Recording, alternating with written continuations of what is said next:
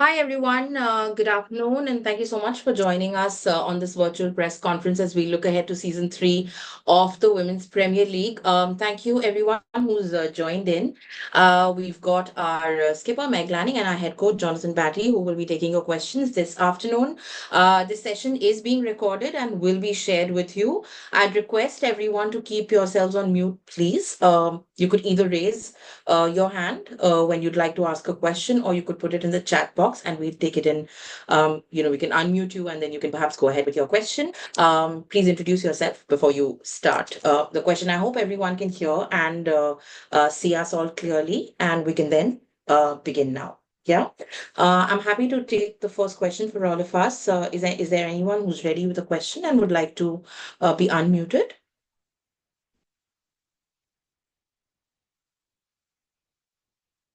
Just gonna check everyone. Yes, I've got a few raised hands from Priyanshu. Akash, we can start with you, Priyanshu. You wanna just introduce yourself and then go ahead with your question? Hey, Meg, Priyanshu, this side from Sports Yari. Just wanted to ask you, Delhi Capitals reached to two finals. They have played two finals in WPL. So, what are your plannings for this season to win the title?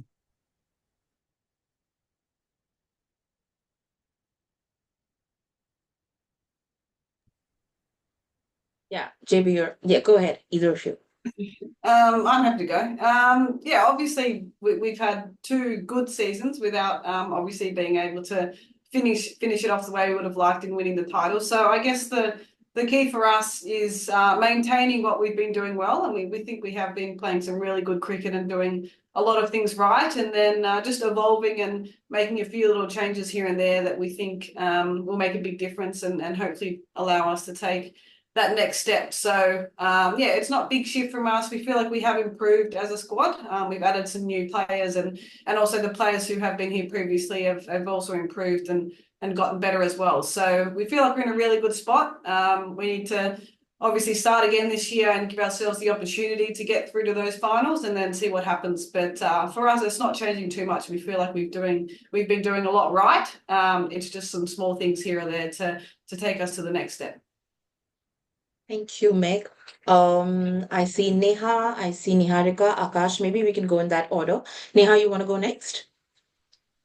Thank you so much, Suprita. Good afternoon, Meg and Jonathan. As much as people tend to assess like a lot of validation and like everything to winning titles, but what were the biggest takeaways from the past two seasons, and what's the approach like heading into this one? Just to kind of reiterate what Meg said, I think that the last two tournaments have absolutely been fantastic. I guess from a growing the women's game, seeing how much players are evolving as well. Meg was absolutely spot on when she said we played some fantastic cricket the last 2 years. What's been really nice for me is seeing how our domestic players have improved over every off season. So a lot of people probably don't know that we run regular camps through the off season. Players come in, obviously do specialised work with our coaches. They go off play for their states, their regions, off playing for India again. And it's been really nice seeing some of those players. A great example would be someone like Minu Mani, who came to us 2 years ago, very raw, hugely talented individual. Looking at where she's gone now, obviously representing India. I take a huge amount from that we're developing players as well as obviously playing really good cricket and trying to compete for the title as well. JV, I'm going to just take one of the questions in the chat box because it's sort of related. This is from Lavanya from the Sports Star, who's basically asking how has the team stayed in touch really between seasons, and what's the work that goes on between seasons, to iron out whatever is the work that needs to sort of complete everything. So if you want to just go ahead with that. Yeah, look, I think from the moment a tournament finishes, you start planning for the next cycle as well. We're actually staying connected with the WhatsApp group.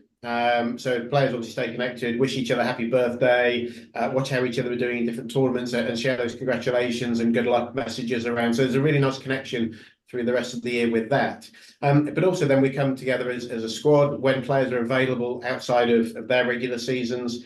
We do run specialist training camps at various places around India. Coaches will go to meet them at their home location if that's appropriate. And it's that constant evolution, trying to upskill players and help them grow as individuals.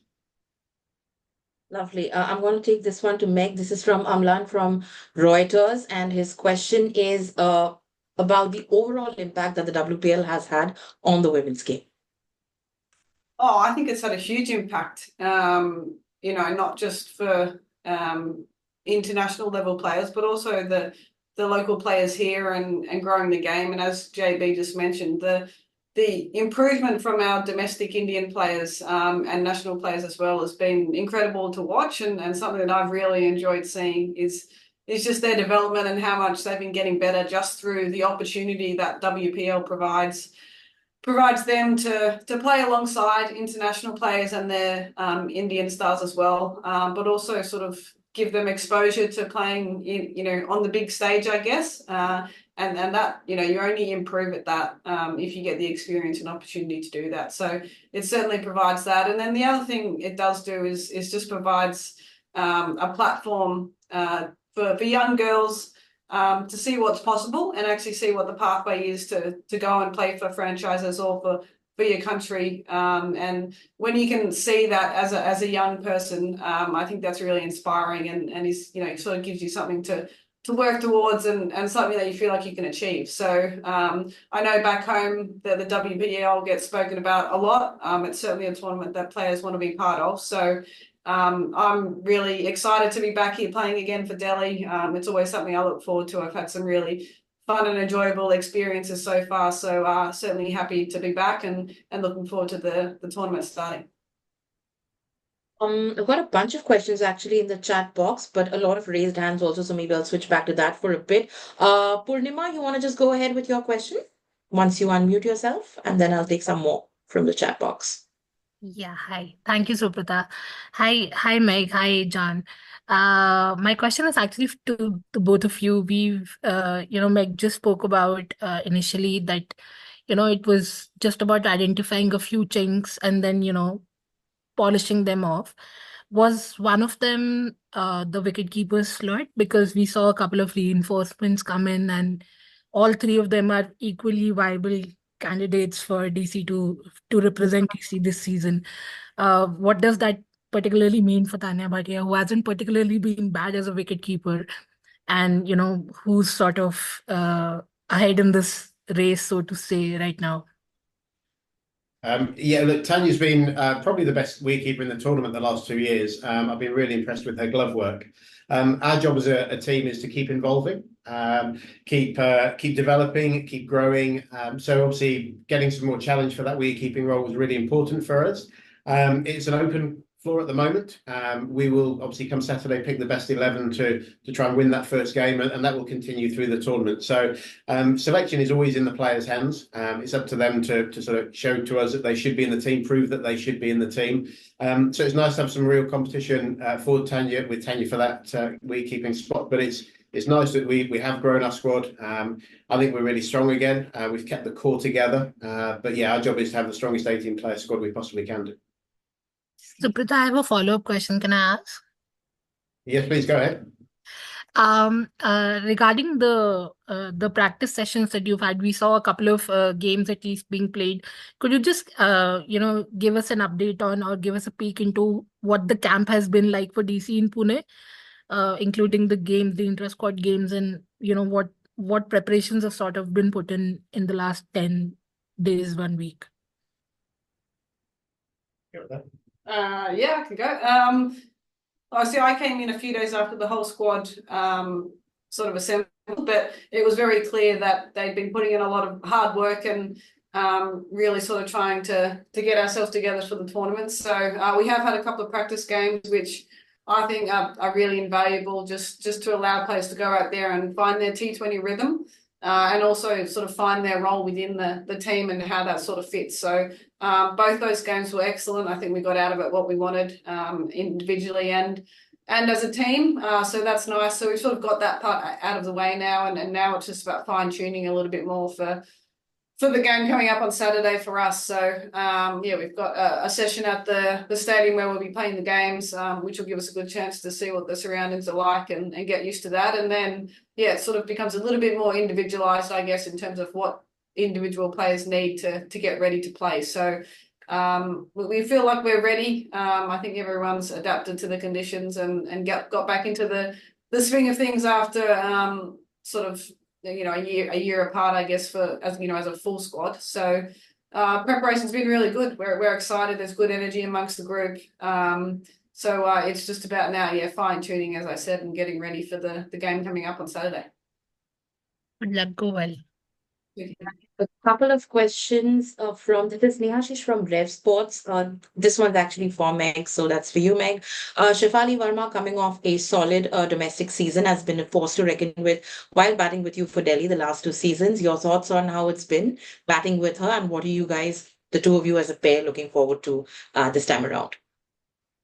Yeah, I love batting with Shefali. She often puts on a very entertaining show, and I've got the best seat in the house watching from the other end most of the time. So the practice game, she did a very similar thing a few days ago. She looks like she's in really good touch and enjoying herself and having fun too, which I think is really important. So for me, just watching her play with freedom, express herself. When she does that plays a really important role for our team. So I always enjoy batting with her. We get on really well, and hopefully this season can continue on from where we have been the first two. JB, perhaps you could take this one. It's from the same publication, but a word on young talents, especially like Nikki. I know you mentioned a little bit around, but she's coming in off an under-19 World Cup title as well. What you've made of her, how she's gelled into the team, and any expectations or plans really from Nikki going into season. Yeah, we obviously signed a couple of really good quality young players, and Nikki probably being the big name, having won the under-19 World Cup recently. She obviously came in the camp late, but she hit the ground running. We saw at some of our training camps and scouting camps that we had over the last 12 months anyway. In fact, I think probably about 18 months we've had our eye on her.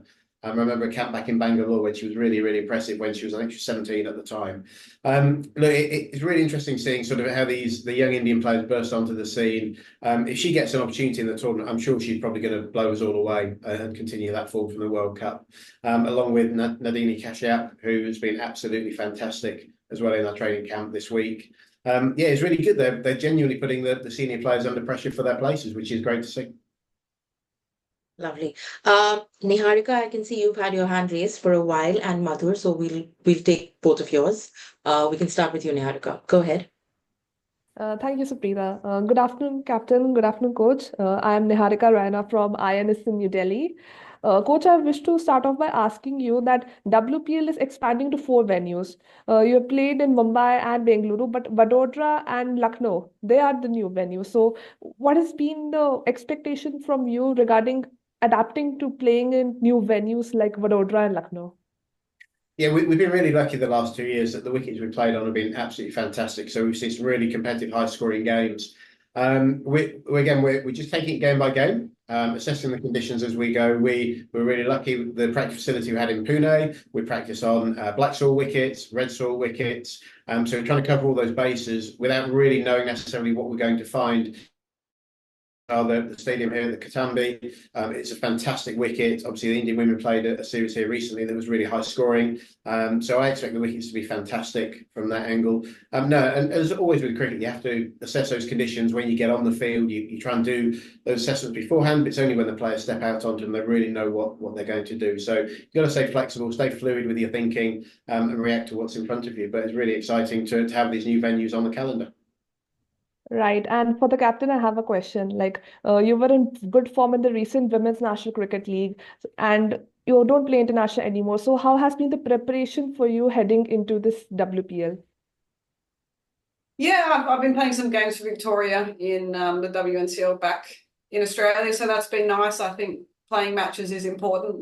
There's nothing quite like being out in the middle and being in a good rhythm with that. So I feel like those games are great for me in that respect. So I feel like I'm in a good spot with my game. I always enjoy playing and batting over here in India. I've had some success in the past, and so far with the couple of days I've been here, it's been nice to just get used to the conditions again, and just be really clear on what my plan is and how I want to go about it. So I feel like I'm in a good spot, and excited for the tournament coming up, and looking forward to contributing and helping Delhi win some games across the competition.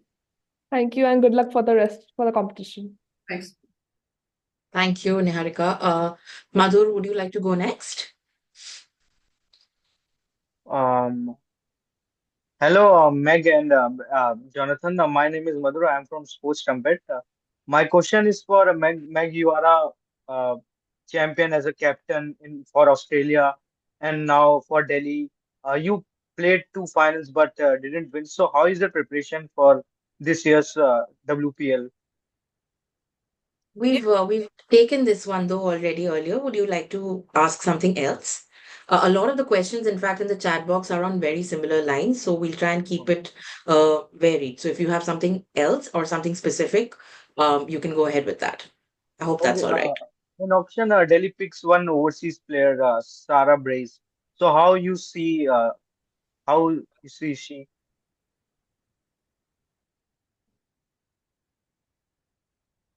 Did he get disconnected?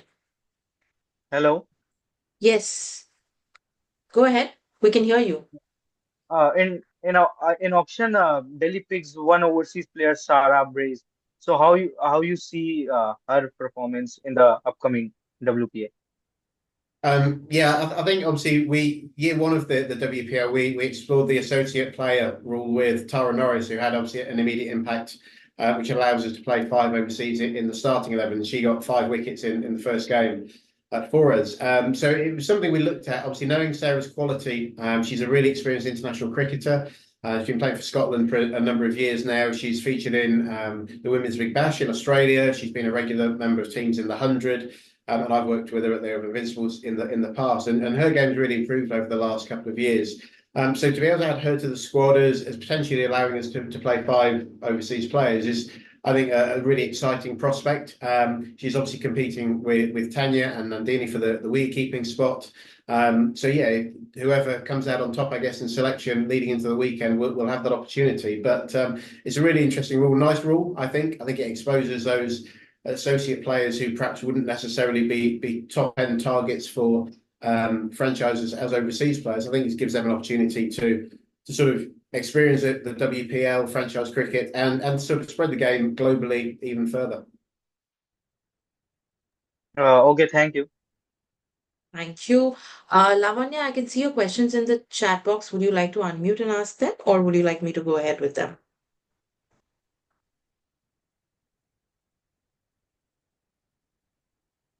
All right. Okay. I'll take it. No worries.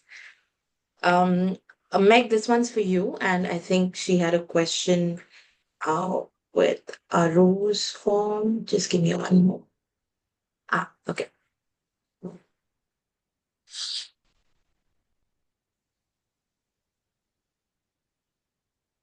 Sorry, my cursor's stuck.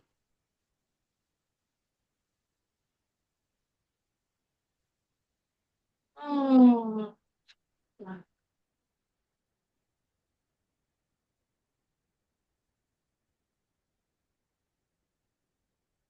system. One second. Okay, got it. Arundhati, am I on? Yeah, okay.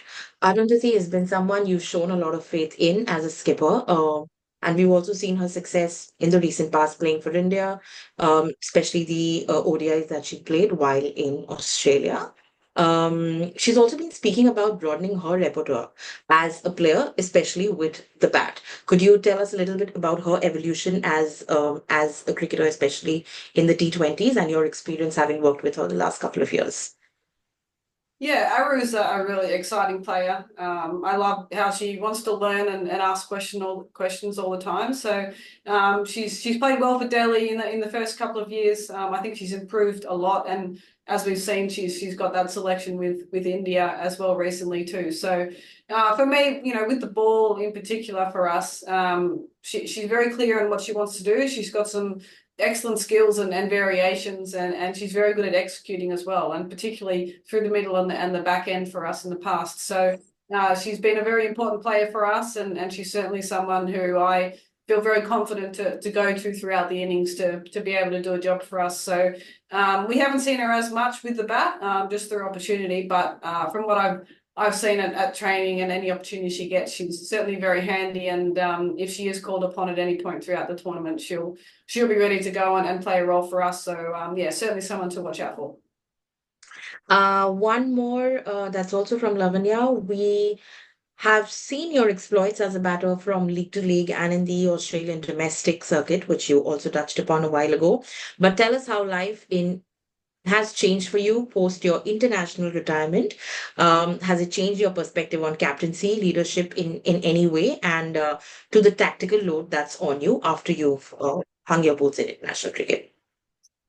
Yeah, I mean, I guess, a big change for me is just being at home a little bit more, not being on the road as much, which is something I've enjoyed, I guess. But what that does mean is when I get the chance to come and play in tournaments like this, I'm really excited and looking forward to playing in them. So that's certainly the case here. I think having experienced sort of international cricket for so long, I've picked up different things along the way on what works and what doesn't. And I guess now I've got the opportunity to work with, particularly back home, but also in tournaments like this, work with the younger players and try and pass on some of the knowledge that I've picked up, not just on the field, but off the field in terms of how you can manage yourself with the pressures that come with playing cricket at this level. So that's something I try to do with any team I play in now is pass on some of that knowledge and answer any questions that any of the other players have, because I think that's a really important part of learning and being part of teams as well. So that's part of that's a part of it that I enjoy doing and can probably put a little bit more time into these days, given that I'm not playing internationally. So it's no different here with Delhi. So everybody here wants to learn and ask questions, and I really love that about the environment. Thank you, Meg. JB Amit from the Times of India is asking, who do you think are the two players who can be Delhi's trump cards this season? Well, that's probably the toughest question so far. If you push me, I don't think I could pick two players out. I said in the interview earlier that our job as a management team is to have the strongest 18-player squad we possibly could do. And I genuinely believe if any of those 18 players are on the field, each one could win the game for us from any point. So you could throw names like Shafali Verma, who obviously alongside Meg has been one of our super strengths at the top of the innings. I'm really looking forward to seeing where she is after an absolutely stellar domestic season. And then pick out any of the sort of the host of those other Indian superstars in through the middle order, and the all-rounders coming in a little bit lower down. I wouldn't like to name two players, to be perfectly honest. I think we're really fortunate that we've had 3 really good auctions. We've got a really strong 18-player squad, and everyone looks in great form at the moment. Okay. This one's also for you, JB. This is from cricket.com. Question from Akash, who's asking, how crucial is someone like a Shikha Pandey to our bowling unit, considering the rest of the bowlers around her are fairly younger than her? Yeah, look, I'm a huge Shikha Pandey fan. You look at the way she's bowled the last 2 years for us, she's been probably our most consistent bowler. Through all different phases of the game. She, again, like Meg was talking about, her passing on her knowledge to players. Shika's amazing around the group. She passes on her immense knowledge to the younger players and kind of guides them through as well. While still, I think she's getting better and better. Still, I know she's getting slightly older, but obviously with that experience, I think she's been getting better and better. I've seen her over the last 24 months or so. So she's obviously a major part of our bowling unit leading this year's tournament again. Okay. There's one from Vion. Meg, perhaps you can take this. With Delhi not playing at their home ground this time around, does that play as a factor in the minds of the players at all? Given that often the home crowd can help you ease things out when there's a bit of a pressure situation. Oh, there's no doubt we love playing in front of our home fans in Delhi. They were great for us last year when we were able to do that. It's unfortunate we don't get to do that this year, but I think anywhere that we've gone so far with the WPL, there's been excellent crowds and a great atmosphere as well. So we just try and embrace that and enjoy that, and really just sort of take that in our stride. So it hasn't been something that we've talked about too much at all, or that will worry us. I think we're happy to play wherever we need to. And as I said, the crowds have been fantastic so far in the tournament. So we're expecting more of the same, and we're just excited to get out there and play in front of them. Question from Costa from India TV. Either of you could perhaps take this. Ahilya, of course, is from Japan and has joined our team, and she's been with the squad for the last few days in Pune, and of course now here in Baroda. How do you assess her? Maybe JB, you could speak about that, and basically how the associate nation quota has worked out, and players like her can perhaps get an opportunity to participate in a platform like the WPL. Yeah, she's been great. She's been a real bundle of energy and sort of joy. She's really bought into the environment, and obviously the partnership we struck as Delhi Capitals with Cricket Japan is really exciting. Obviously, giving an opportunity for players from here to go over there as well and share some knowledge and do some learning in different conditions. And for her to come over, I think it's been really special. She's part of our support bowling unit that we're carrying around for the tournament as well. And it's really, really important that we have those, I guess, support bowlers who are really, really good quality to allow our bowlers to get their workloads right, etc. But she's been an absolute sieve. She's been questioning myself. She's been chatting to Lisa Kitely and all the other coaches. Shika's been great with her as well. We talked about her influence on the younger players. She's actually really experienced. Played a lot of great cricket in Australia, I think, as well as for Japan as well. But I really like the way that we're trying to grow the game globally, give associate players exposure, and share that knowledge that we're fortunate to have because we played and been involved in so much cricket. Great. Thank you so much. I think we've covered most of these. There's one question from the Hindustan Times, which I perhaps will take and then close this with. This is from Samreen, and perhaps Meg, you could take this before we close. If you could shed some light on how you perceive Jemmy's contribution and development in the leadership group and how she's matured and also is a crucial part of our leadership. Yeah, Jemmy's great to play with and work with as well. So she's always asking questions and wanting to understand what's happening, and also some really good input for me. She obviously knows a lot of the players around the world and locally as well. So certainly go to her for some advice on different things, both on the field and off the field. She's a really big energy player. She really does bring that for us on and off the field, which is important as well. So she's played a big role for us with the bat. I think over the past 2 years, she's contributed really nicely, but I think she's sort of ready to really take that to the next level and be very dominant. I think we've seen that in different tournaments around the world, but also internationally, that she's maturing a lot and really starting to understand what her role is and being able to contribute, consistently, which I think is really important. So I'm super excited to see how she goes this year because, she's certainly someone who can play a big role for us and really take the games away from other teams. So I'm looking forward to seeing it. Amazing. Thank you so much, Meg. Thank you so much, JB. And thank you all of us for tuning in. And thank you for being a part of this virtual press conference. We look forward to seeing you, some of you at least, in person during the tournament. Thank you so much. We'll have the recording shared with you in a short while from now. Thank you. Thanks for joining, guys. Thank you. Thank you.